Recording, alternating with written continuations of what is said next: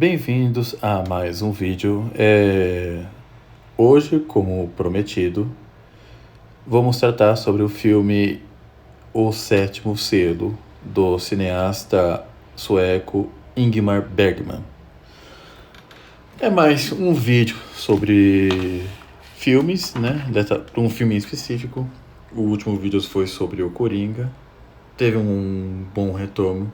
Agradeço a todos que elogiaram. Teve alguns críticos limpinhos aí, mas cujas críticas são muito irrelevantes, tá? Porque eu sei que o meu público majoritariamente é bem inteligente para entender o que eu expus. E eu gostaria de esclarecer alguns pontos sobre a moral e o cinema, tá? Quando eu falei de cenas sensuais que podem ser toleradas, relevadas, não estou falando sobre cenas de atos sexuais, tá bom? É inapropriado o católico assistir a isso, tá?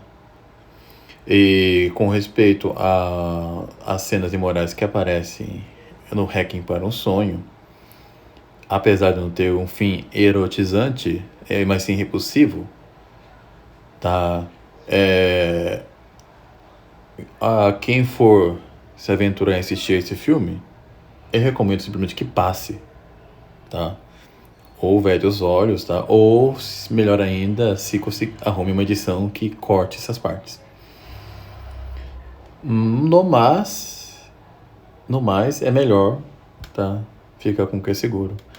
E um filme que com certeza eu julgo muito seguro para o católico assistir, tá? Que não tem cenas imorais e nem violência, tá? É esse filme, é sua obra-prima, do Ingmar Bergman, intitulado O Sétimo Selo, que, a meu ver, tá, não apenas é um dos maiores filmes da história, tá, como é uma das maiores obras de arte de toda a história da arte do belo, tá? Não estou exagerando aqui.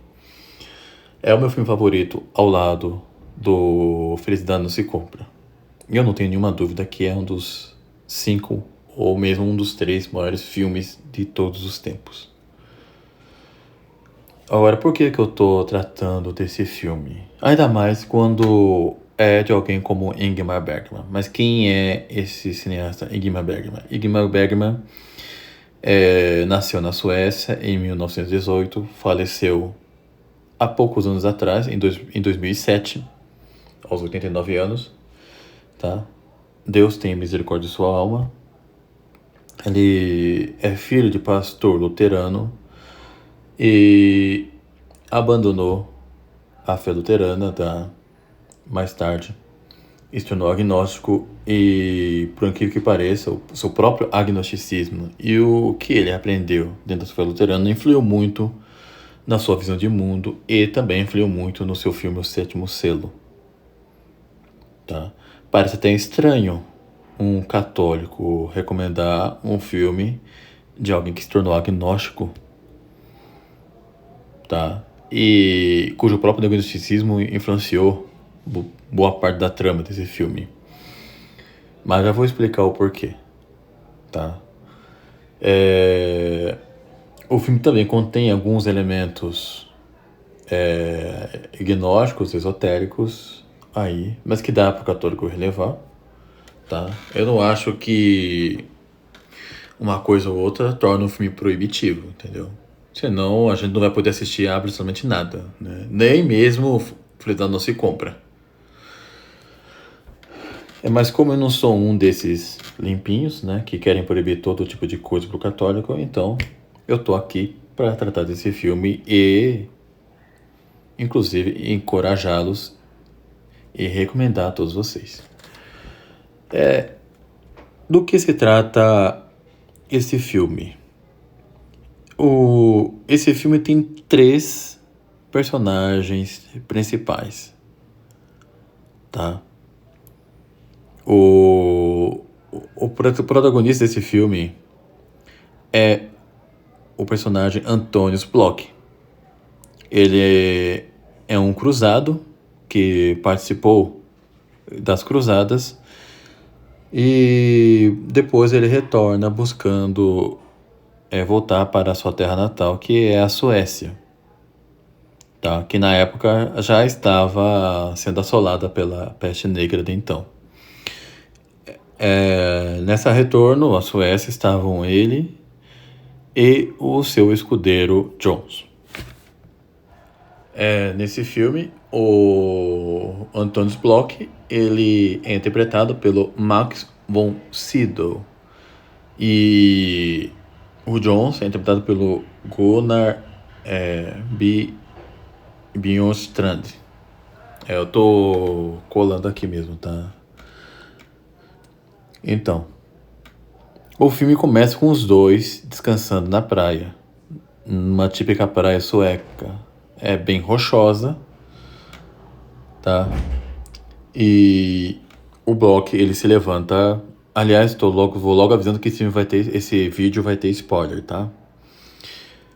Então, ele acorda, se levanta e ele vai se refrescar na água do mar de lá. E depois ele se põe a rezar. No entanto, se vocês pararem para reparar, a oração dele é muito breve e desatenta, hesitante, feita com os olhos abertos. Isso já mostra um pouco do perfil do Bloch. Então, ele se levanta, vai arrumar suas coisas e vê uma figura com uma roupa negra e um rosto muito pálido. O Bloch pergunta quem é ele. E a pessoa responde que é a morte. E o Bloch replica, perguntando se ele estava lá para levá-lo. A morte responde que esteve o tempo todo perto dele. E o Bloch responde, eu sei. E a morte pergunta se ele estava preparado. E o Bloch responde que o corpo dele tem medo, mas que ele não. Perceba que esse diálogo é interessante, porque o Bloch estava sendo sincero. O corpo dele tinha medo, mas ele não. Quando a morte avança para buscá-lo, Bloch ele pediu para esperar. E a morte responde, vocês sempre pedem isso, mas que ele não costuma dar tréguas. Então Bloch o desafia para um jogo de xadrez. E a morte disse que algo tipo, eu até que sou um bom jogador. É uma modéstia irônica da morte, tá? O Bloch desafia ele e os dois resolvem jogar xadrez. A morte pergunta como ele sabia que a morte jogava xadrez e ele disse que viu em pinturas. O interessante nesse filme é que, de fato, no medievo, a morte era às vezes pintada jogando xadrez. Inclusive, há uma pintura muito famosa. Há uma pintura famosa do Albertus Pictor, da morte jogando xadrez, que está na Diocese de Estocolmo. E é interessante esse ponto aqui. Porque o Albertus Pictor ele vai aparecer em uma cena posterior, pintando uma capela, conversando com o Jones. E o Jones, ele é um cético cínico já, tá? Quando ele conversa com o Albertus Pictor, ele o repreende. dizendo que ele não deveria pintar a morte, a dança macabra, que também é uma figura conhecida no medievo, que depois vai aparecer no final do filme, tá? Já vou chegar até lá. Porque o Jones é a figura daquele homem que não apenas é cético, tá? Como ele é cínico com seu ceticismo, ele não quer saber de nada, ele gosta de viver o aqui e agora. E ele vai seguir assim até o final, tá? Agora, como é o Block? O Block, ele jogando xadrez com a morte, ele vai conseguir adiar a sua morte por um tempo, tá? E por que a morte aceita jogar xadrez com o Block? É para mostrar que ela é inevitável, tá? Quando a morte fala, eu até que sou um bom jogador, na verdade, como eu disse, é uma falsa humildade, porque a morte, ela é invencível, simplesmente. Entende? E ele vai jogar xadrez com a morte ao longo do filme. Quem assiste o começo do filme vai pensar que ele venceu a morte no jogo de xadrez. Mas não venceu. Tá? É porque aquilo mostra que o jogo foi simplesmente interrompido. Depois, o filme vai mostrar um outro centro, tá? Narrativo, que é a família de artistas de circo. A família é composta por Joff, a Mia, que é a esposa dele, e o bebê Mikael, tá? E junto com eles tem uma terceira pessoa chamada Jonas Scott. O Joff, ele é aquela figura humilde, ingênua, tá? Mas e bem inocente. Porém, é uma pessoa de bom coração e que tem visões. E ele costuma ser sincero nas informações. No começo do filme, ele, depois da cena depois que o Block jogou o xadrez com a morte, e depois de aparecer ele conversando, o Block conversando com o Jones, aparece esses artistas, esse casal de artistas, tá? O Joff, a Mia e o bebê Mikael. O Joff, ele verá a Nossa Senhora como menino Jesus andando pelo campo. E ele vai contar isso para a Mia, que também é uma mulher. É uma mulher bonita, muito boa, tá? Piedosa, só que ela não acredita nas visões do Joff. No entanto, ela acredita piamente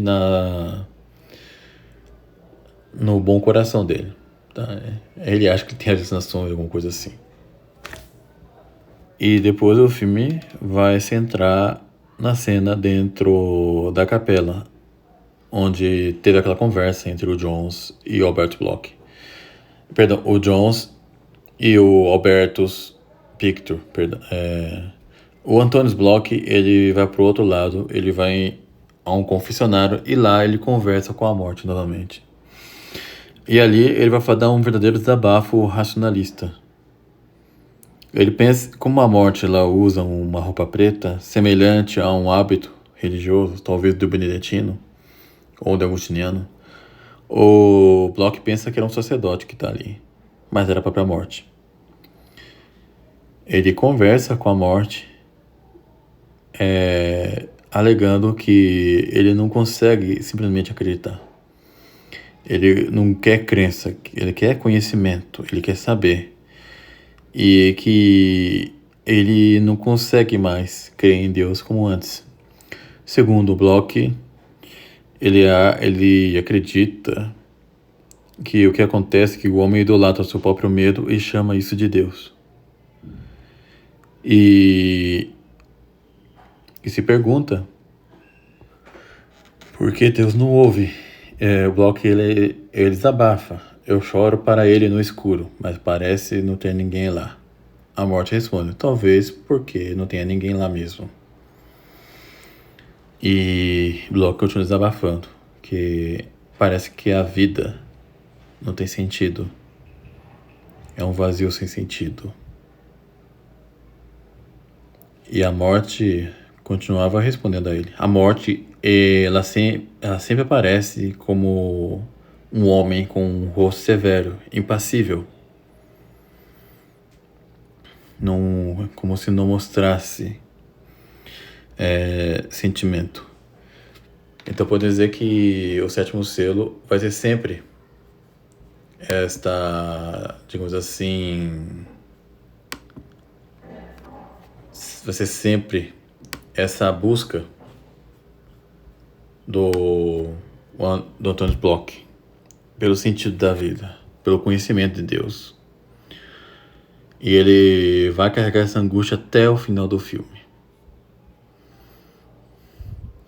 É muito diferente do Jones. Jones é um homem muito seguro de si. Ele é cético mesmo, ele não tem esse sofrimento existencial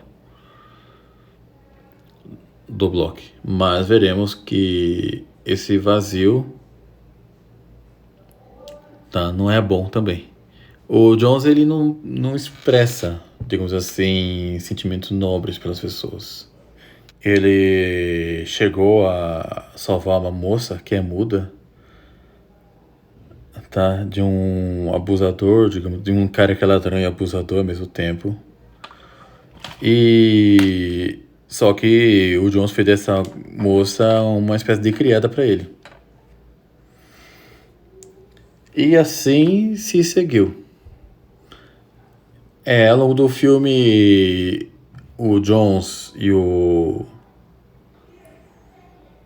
Bloch e o Jones vão encontrar os artistas de circo, vão se juntar a eles e eles vão fazer uma viagem, tá? Até arrumar algum abrigo, digamos assim. E eles basicamente vão fugindo, todos eles vão fugindo da morte. Porque a peste estava assolando a Suécia, né, naquela época. Até que eu vou soltar aqui, tá? Um bom pedaço, eu convido a todos a assistirem. Eles chegam no lugar onde estava a esposa do Antônio Bloch. Estavam todos eles lá.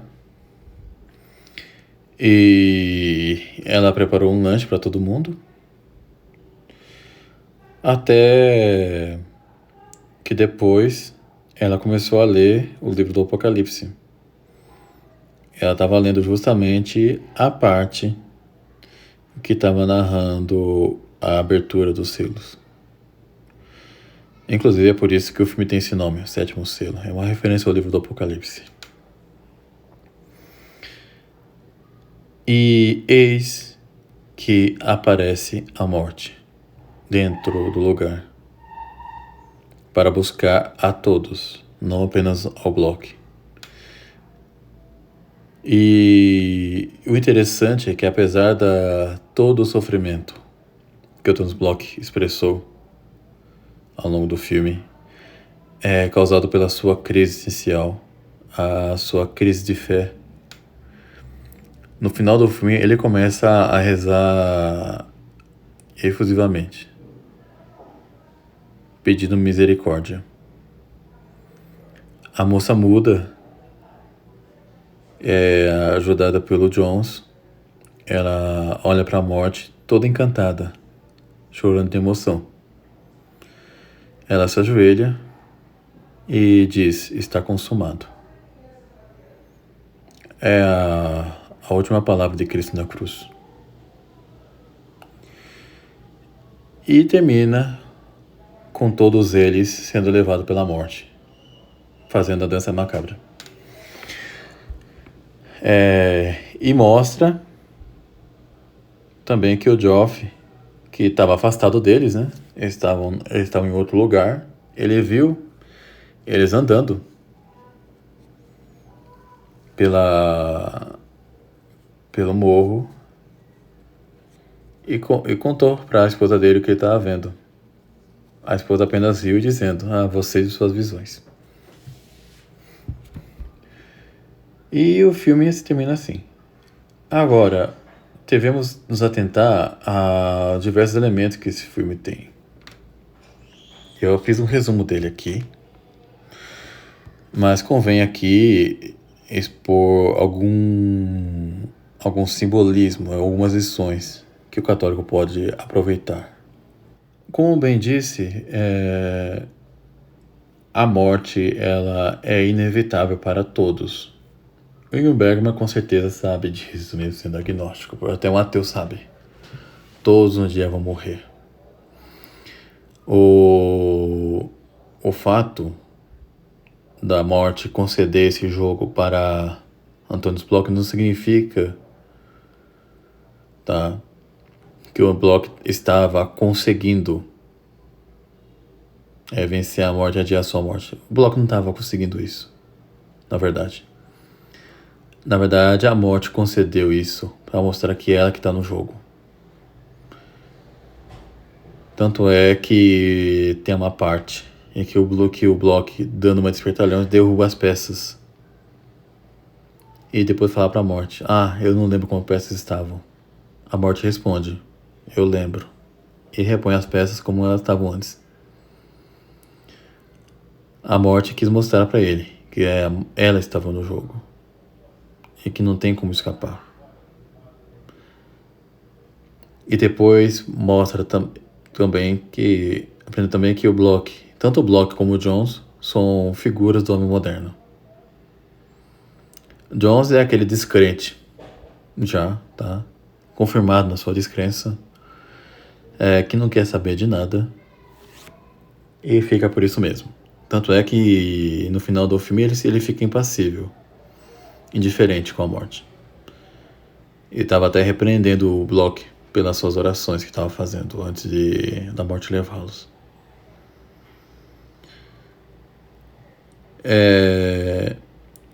E mostra também o Bloch, de alguma maneira, ele se redimiu de alguma maneira, a meu ver. O fato dele querer rezar tanto no final do filme é um sinal de que ele se arrependeu, ele reconheceu tudo. Enquanto que os artistas de circo, Joff e Mia, eles são a figura daqueles casais piedosos. O Joff tendo as suas visões, como se fosse um místico. E ele é sempre muito alegre, sempre feliz, porque é um homem de fé, tá? E que vive a fé tal como ela é. Apesar de ser bem ingênuo. Alguns podem objetar: "Ah, tá, cara, mas o filme ataca o medievo, mostra o povo medieval como supersticiosos em certas cenas, que queima bruxas e não sei o que." De fato mostra isso. Mas temos que levar em conta duas coisas. Primeiro, que não devemos romantizar o medievo tal como ele era. Não. O pessoal do medievo era manchado pelo pecado original, tá? E tinham práticas supersticiosas, sim. Principalmente na época da Peste Negra. Tá? A Peste Negra causou uma crise enorme, tanto de fé como de moral, naquela época. Muitas pessoas, tanto da população como do clero, caíram nos mais terríveis pecados e práticas supersticiosas. Isso é muito bem documentado, tá?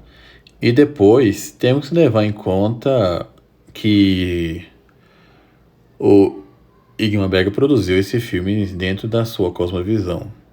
Tá? Não sabemos o como ele estudou o medievo, etc e tal. Mas ali eu não vi nada demais, sinceramente. E mostra uma bruxa sendo queimada, sim, tá? E era uma bruxa mesmo. O próprio Bloch, ele conversa com a mulher condenada e ela confirma o contato dela com o demônio e coisa e tal. Então, fica por isso mesmo. E também devemos considerar os diálogos profundíssimos do filme. Principalmente os diálogos entre o Bloch e a morte. Tanto na praia, como no confessionário, como também no seu último jogo já na floresta. Tá? Quando ele tentou enganar a morte derrubando as peças. E depois a morte faz um último movimento e disse: o próximo movimento meu é um checkmate. E que ainda naquele dia ele ia buscar ele e todos os amigos. E de fato foi o que aconteceu. Então, é um filme muito, muito profundo que nos dá muitas lições sobre como lidar com a morte, sobre como a gente pode se redimir diante dela quando estiver numa crise de fé, e também sobre as diversas formas de lidar com ela e também com a nossa própria existência, porque os vários personagens desse filme mostram como as pessoas lidam com a sua existência. E no final das contas, temos o Bloch se redimindo de alguma maneira e um artista de circo, ingênuo, inocente, e que em nenhum momento do filme hesitou na sua fé e nem na sua piedade. Eu prefiro muito mais um filme assim, tá? Feito por um agnóstico, mas com esses elementos, com essas lições, do que um filme católico e mal feito, tá? Infelizmente, a gente tem que deixar bem claro isso. A esmagadora maioria dos filmes que se dizem católicos, diria uns 95% deles, sendo muito gentil, quase todos, são muito ruins. E em termos de produção cinematográfica, a intenção pode ser boa, o tema é nobilíssimo, mas tudo isso é em vão, se o filme for artisticamente mal feito. O filme O Sétimo Selo, do Ingmar Bergman, é simplesmente perfeito, tá? Ainda que não seja um filme intencionalmente católico, mas que no final é mais católico que a esmagadora maioria dos filmes católicos, se não quase todos. Encerro por aqui. Considere sempre em ajudar o canal. Fique com Deus e até um próximo vídeo.